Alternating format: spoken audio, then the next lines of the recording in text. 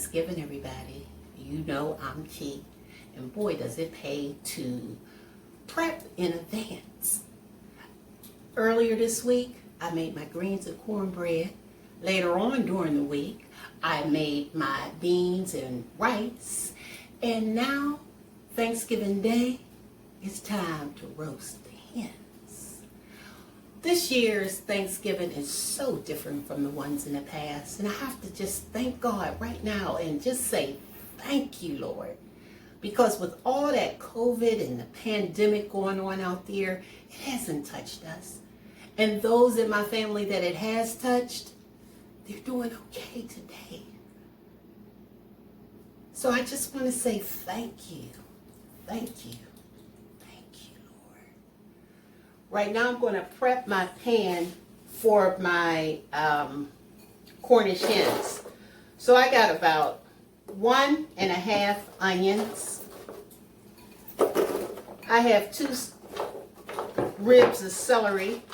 Now this is just going to be the base. Instead of me using a rack to roast my hens on, I'm using these here vegetables. I have about 4 garlic cloves. You could put in as little or as much as you want. I have fresh rosemary. This is all going in the pan, and where my Cornish hens will sit upon. So I have lemon slices.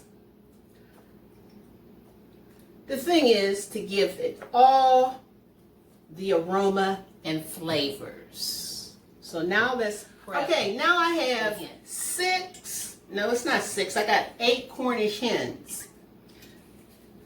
I'm going to douse them a little bit with olive oil.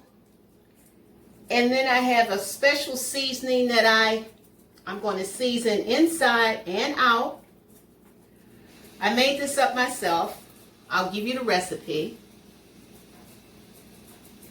Lots of paprika because paprika gives it the color, both inside and out.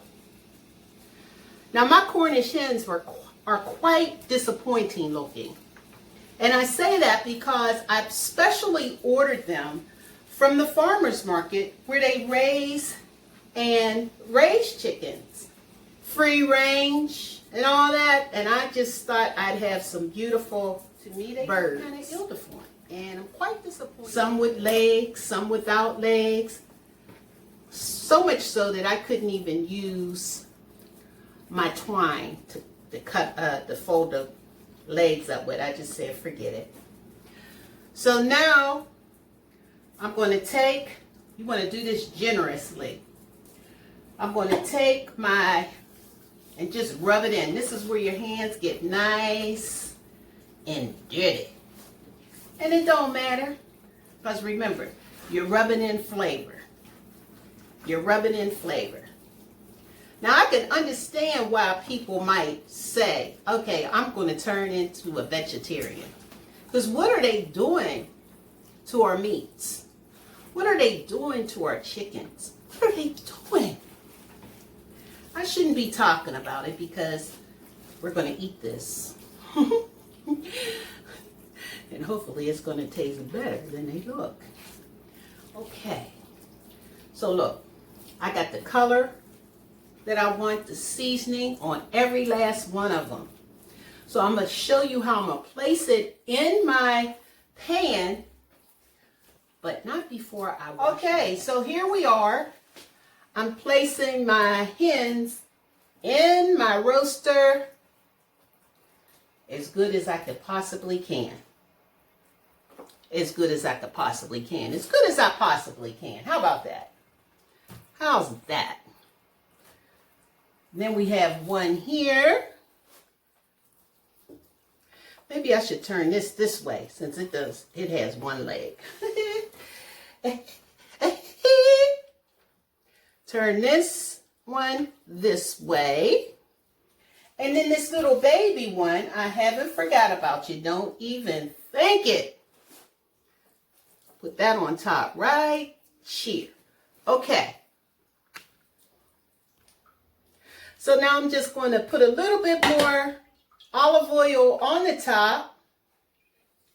Take my kosher sea salt. That gives it a little bit of crispness as well as flavor on the top. These are going to go into the oven for about 45 minutes at a temperature of 425 or until they reach an internal temperature of 165. And while they're roasting in the oven, I'm going to show you how I made my red beans and rice.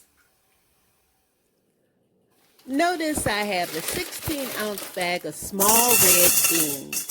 Right now, I'm just separating any rocks that may be inside the bag and any ill-deformed looking bean that I just don't like. Then I'm going to turn on my cold water, rinse the beans off, fill my bowl back up with water, fresh water, put the beans inside, put them in the refrigerator for a 24-hour soak.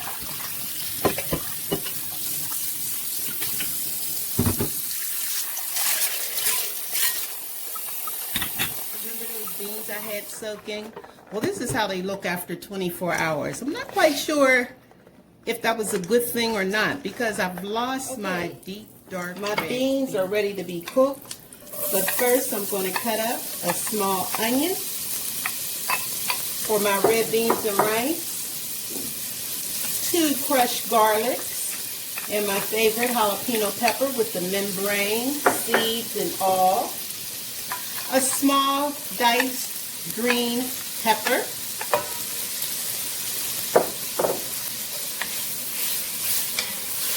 oh, I forgot to tell you, put your favorite oil and in the pan first. I have a teaspoon of Cajun seasoning, a teaspoon of garlic powder, a teaspoon of salt, and a teaspoon of black pepper. Yeah. Here they are, the red beans. I'm just going to pour them right in this here mixture and mix it around. Yeah, get all that flavor over my beans. Smells really good. And remember those smoked neck bones that I made earlier for the greens? Well, I divided the batch along with the meat, and I'm adding it their hot simmer. And I'll let them cook for about 2 hours or until tender. And for right now, I'm going to cover them up and let them do their thing.